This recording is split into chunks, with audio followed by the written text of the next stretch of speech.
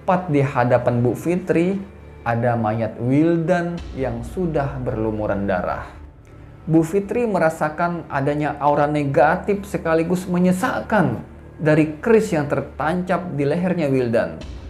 Dan saking syoknya, dia sampai terdiam dan membisu. Dan gak lama kemudian, mobil polisi pun datang dan lokasi segera diamankan. Assalamualaikum warahmatullahi wabarakatuh. Jumpa lagi di Setia Misteri. Cerita kali ini merupakan pengalaman dari seorang dosen yang mengajar ilmu linguistik di salah satu kampus swasta yang ada di Malang. Sebut saja namanya Bu Fitri. Bu Fitri ini sudah belasan tahun mengajar di kampus tersebut. Dan beberapa tahun terakhir kerap kali mendapat gangguan yang cukup menyeramkan. Sampai brutal. Nah, sebelum masuk ke inti cerita, alangkah lebih baiknya kita mengenal terlebih dahulu latar belakang dari Ibu Fitri ini secara mendalam. Ibu Fitri lahir di Jember pada tanggal 5 Desember tahun 1983. Yang artinya baru-baru ini beliau sudah berumur kepala 4. Ibu Fitri ini juga merupakan single parent karena suaminya sudah meninggal 4 tahun yang lalu. Sehingga Ibu Fitri harus merawat anak-anaknya sendiri. Dan syukurnya nih, Bu Fitri mengikuti program keluarga berencana 2 anak cukup. Dan beruntungnya lagi, mereka kembar identik. Setelah kepergian sang suami, Bu Fitri kerap kewalahan dalam mengurus 2 anak kembarnya tadi. Jadi, saat mereka lulus SD, Bu Fitri memutuskan untuk memasukkan kedua anaknya ke pondok pesantren. Tapi meskipun begitu, mereka masih bisa bertemu setiap weekend. Dan kadang juga pergi jalan-jalan, meskipun hanya sebentar. Begitulah latar belakang Bu Fitri. Lalu kita lanjut nih ke awal cerita. Bu Fitri mulai mengajar di tahun 2008. Di awal-awal beliau mengajar, semuanya tampak lancar dan baik-baik saja. Tapi sebaik-baik dan selancar-lancarnya dia mengajar, ada saja hal-hal yang sedikit mengganggu. Dan perlu diketahui, keluarga Bu Fitri ini bisa dibilang orang-orang yang cukup peka dan cukup sensitif dalam hal merasakan kehadiran makhluk lain atau adanya makhluk dari dunia lain. Nah, mungkin kemampuan ini beliau dapatkan dari keturunan-keturunan beliau dulu yang menurun ke Bu Fitri. Nah, dulunya pernah di tahun-tahun awal Bu Fitri ini mengajar, dia suka mengisi kelas malam. Di situ dia melihat banyak mahasiswa dan mahasiswi yang ikut di perkuliahannya. Dan saking banyaknya, ruangan kelas yang beliau ajar itu penuh sesak dan kekurangan oksigen. Padahal jika dilihat dari daftar absensi, itu jumlah siswanya hanya 23 orang. Namun saat itu semua kursi terlihat penuh dan diperkirakan ada sekitar 50 orang. Bu Fitri sudah menduga bahwa sisanya adalah siswa atau makhluk gaib. Dan dia juga sadar karena di situ tampak beberapa murid yang berwajah pucat pasi dan memiliki tatapan kosong. Meskipun kelasnya diisi dengan makhluk-makhluk gaib, Bu Fitri ini nggak merasa terganggu sedikit pun. Malah dia merasa senang karena dalam pikirannya, apa iya pelajaran linguistik yang beliau ajar semenyenangkan itu? Sampai-sampai makhluk gaib pun ingin ikut belajar sama Bu Fitri. Ada lagi nih kejadian yang aneh. Dan ketika itu, Bu Fitri masih muda dan semangat mengajarnya masih menggebu-gebu. Waktu itu dia mengajar di ruangan 204 sekitar jam 8 pagi. 40 menit sebelum kelas dimulai, Bu Fitri ini sudah naik ke tangga dan menuju ke kelas 204. Dan posisi kelasnya itu berada di paling ujung dekat toilet. Bu Fitri sengaja dia datang lebih awal biar bisa nyiapin materi sambil sarapan roti. Dan memang sudah dia bawa dan dia masak di rumah sebelumnya. Tapi baru saja beberapa langkah dia naik tangga, dia merasa ada hembusan angin yang membelai rambutnya. Dan gak sampai di situ, dia juga mendengar banyak sekali langkah kaki menuju kelas yang bakal dia ajar nanti. Dan menurut Bu Fitri, hal itu biasa saja dan sering terjadi. Selagi mereka tak mengganggu, Bu Fitri ini masih oke-oke aja. Nah, ketika Bu Fitri sudah berada di kelas, dia pun sarapan sambil menyiapkan materi.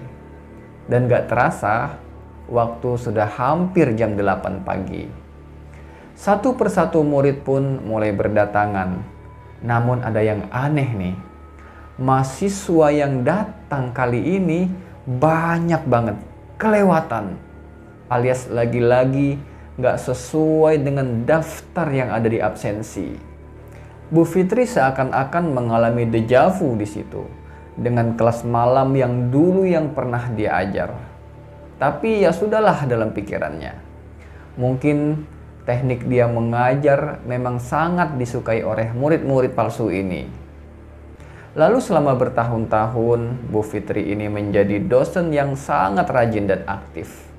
Selain itu juga, mungkin seluruh siswa pun sudah menjadikan Bu Fitri ini sebagai dosen favorit mereka. Tapi berbeda lagi nih dengan siswa-siswa yang mungkin setengah-setengah untuk kuliah atau yang males-malesan. Mungkin di benak mereka berharap Bu Fitri ini sekali-sekali nggak masuk. Tapi waktu pun nggak terasa berjalan begitu cepat. Bu Fitri kian berumur dan mulai sibuk. Dia harus bisa membagi waktunya antara keluarga dan pekerjaan. Terlebih lagi, di tengah-tengah tahun, dia mendapat banyak tuntutan dari dekan, dari rektor. Dia harus memegang posisi inilah, posisi itulah di tempat dia bekerja. Dan pernah suatu ketika, Bu Fitri ini mau dikasih kunci lab bahasa yang ada di lantai 3. Niat dekan kala itu ingin nyerahin kunci lab itu agar ruangan tersebut bisa dimanfaatkan kembali dan hiduplah gitu, dan lebih sering difungsikan. Karena memang selama ini lab tersebut seakan-akan diabaikan begitu saja. Mungkin karena letaknya yang ada di lantai 3. Jadi orang-orang pun males untuk naik ke sana. Maklum, kampus swasta, namanya aja yang elit. Tapi fasilitasnya ya standar-standar aja. Bertahun-tahun diminta untuk dibuatkan lift, tapi nggak pernah kesampaian. Nah, balik lagi nih ke ceritanya. Tapi ketika itu, Bu Fitri menolak dengan halus. Dia menolak dengan alasan takut nggak bisa memenuhi ekspektasi dari dekan fakultas. Lalu Bu Fitri ini juga sadar betul kalau dia sendiri makin kesusahan dalam membagi waktunya. Karena dia harus lebih memperhatikan kedua anak kembarnya ketika itu. Bertahun-tahun pun berlalu, Bu Fitri sekarang kerap mengosongkan kelasnya dengan alasan-alasan tertentu. Terlebih lagi di akhir-akhir tahun 2018 sampai di awal tahun 2019.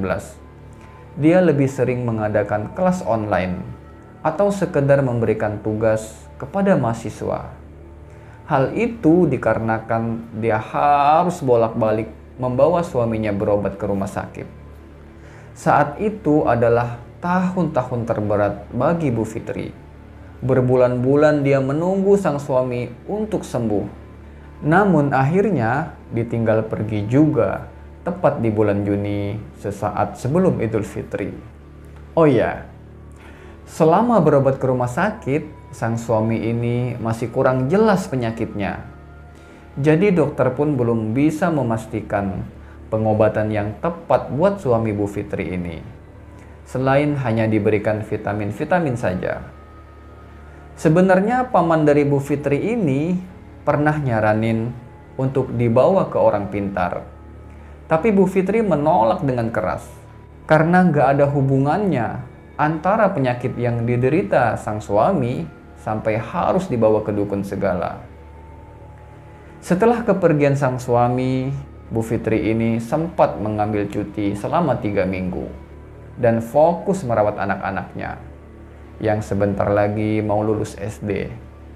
Dan setelah itu, dengan berat hati, dia pun memilih dan memasukkan anaknya ke pondok pesantren. Dan setelah itu, Bu Fitri kembali melaksanakan aktivitas rutinnya, mengajar di kampus seperti biasa.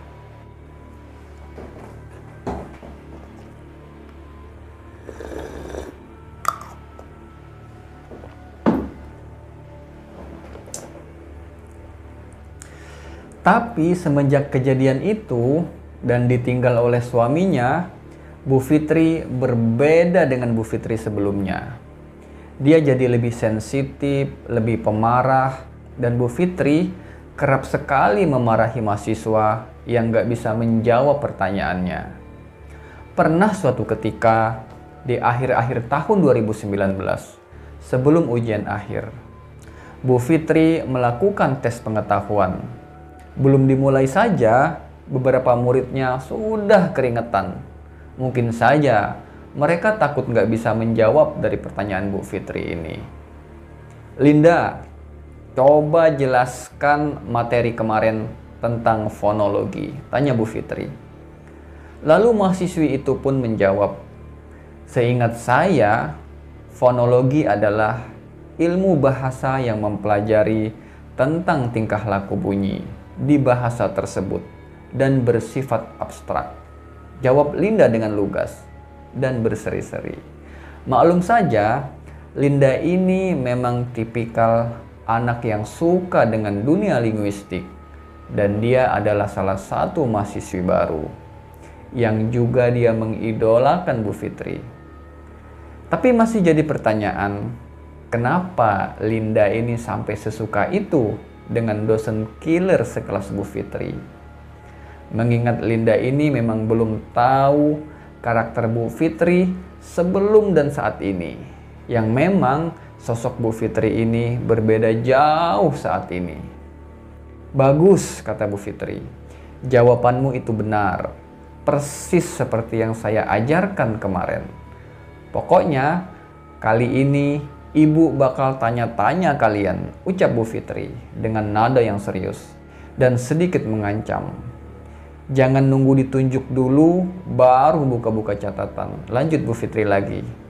Semua murid ketika itu cuma diam saja dan saling bertatapan. Tapi tiba-tiba semua itu buyar ketika salah satu murid yang duduk di paling belakang tertawa kencang dan menggelegar. Sebut saja namanya Wildan.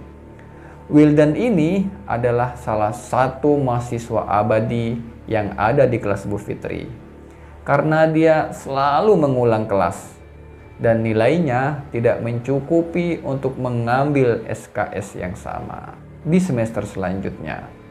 Selanjutnya nih, tawanya Wildan ini seakan-akan bercampur dengan suara pria muda dan bapak-bapak paruh baya. Sok-sokan tegas, gak usah ngelampiasin emosimu lewat materi kuliah. Ganggu, ucap Wildan ini dengan suara berat. Wildan pun sempat menyeringai, tatapan matanya juga sangat tajam ke arah Bu Fitri. Seakan-akan hendak mengajak berkelahi. Dan beberapa saat kemudian dia pun jatuh pingsan. Akhirnya dengan terpaksa kelas pun dihentikan dan semua murid diberikan tugas untuk dikerjakan di rumah. Tugas kala itu disuruh merangkum materi dari awal chapter sampai pembahasan terakhir. Lalu beberapa hari pun berlalu, Bu Fitri tetap mengajar seperti biasa. Namun terkadang dia suka bengong dengan kejadian-kejadian yang secara berurutan menimpa dirinya.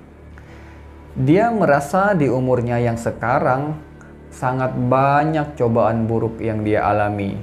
Terlebih lagi, hampir setiap hari dia diganggu dan merasakan adanya hawa-hawa makhluk tak kasat mata, dan gangguannya itu terus terjadi dari hari ke hari. Bahkan sekarang menjadi lebih keras dan lebih intens dan hampir membahayakannya. Kalau dulu dia hanya mendengar suara-suara di kaki tangga, sekarang dia malah hampir jatuh karena tersandung. Dan pernah sekali Bu Fitri ini mencoba ngobrol dengan dosen lain. Ternyata bukan Bu Fitri aja satu-satunya yang mengalami gangguan aneh ini. Tapi jika dibandingkan dengan dosen lain, tetap saja gangguan yang dialami Bu Fitri ini jauh lebih berat dan brutal. Ceritanya ketika itu didapat Bu Fitri dari salah satu dosen yang lebih muda. Sebut saja namanya Bu Sita. Bu Sita ini dipercayakan untuk memegang ruangan Self Access Center. Dan ruangan ini kerap didatangi mahasiswa atau mahasiswi untuk belajar mandiri atau jadi ruang konsul mata kuliah. Nah, di awal-awal tahun baru, Bu Sita ini kepikiran untuk menata ulang ruangannya. Dia pun menggeser-geser lemari dan merubah posisi meja. Katanya sih saat itu lemarinya sempat nggak bisa didorong. Bu Sita sampai minta bantuan petugas kebersihan. Tapi tetap saja tidak bisa bergeser itu lemari. Pas masuk waktu zuhur, Bu Sita pun menyempatkan diri untuk sholat zuhur dulu. Dan anehnya, selesai sholat, lemari yang tadinya nggak bisa digeser, tiba-tiba bisa digeser dan ringan. Bu Sita menggeser sendiri tanpa bantuan orang lain. Dan selesai merubah tata letak ruang akses center tadi, ada hal aneh nih yang terjadi. Di keesokan harinya, Bu Sita merasa mual, pusing, dan perutnya jadi mulus-mulus nggak karuan. Awalnya dia mengira karena masuk angin atau sakit mah lah. Tapi setelah keluar dari ruangan itu, tiba-tiba saja semua keluhannya tadi hilang seketika. Dan hal itu sempat terjadi dan berlangsung beberapa minggu dan terus saja berulang. Setelah usut punya usut, menurut Pak Hernowo selaku penjaga kampus yang suka berpatroli, itu merupakan ulah dari penjaga ruang akses center tadi. Mereka merasa tindakan yang diambil Bu Sita tadi sangat tidak sopan, sehingga memicu kemarahan mereka. Karena kata Pak Hernowo ini, waktu Bu Sita menggeser lemari, di atas lemari itu ada anak-anak makhluk halus yang lagi asik bermain. Nah, Pak Hernowo ini adalah seorang sesepuh di kampus itu. Dan bisa dibilang beliau bisa berinteraksi dengan penunggu-penunggu kampus. Karena memang bisa dibilang indigo lah seperti itu. Sebenarnya banyak banget pengalaman aneh dan mengerikan yang dialami oleh Bu Fitri. Tapi terlalu panjang dan membosankan kalau harus diceritakan semua. Dan singkat cerita, di puncak masalahnya yaitu ketika terjadi gangguan brutal di tahun 2023, jadi baru kejadiannya. Hingga sekarang, gangguannya nggak berhenti sampai di kampus saja, tapi kerap kali ikut sampai ke rumah, bahkan meneror ke anak-anak Bu Fitri yang ada di pondok pesantren. Di pertengahan Januari 2023, ketika Bu Fitri kebanyakan mengisi kelas malam karena mahasiswanya kebanyakan yang sudah bekerja dan mereka mengambil kelas reguler.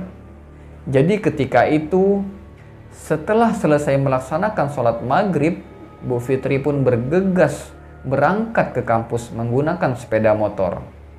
Nah, sesampainya di gerbang kampus, Bu Fitri dibuat penasaran dengan warga yang ramai berkumpul di tempat pembuangan sampah gak jauh dari kampus. Setelah Bu Fitri memarkirkan motornya, dia pun bergegas mendatangi warga yang bergerombol tadi di tempat pembuangan sampah.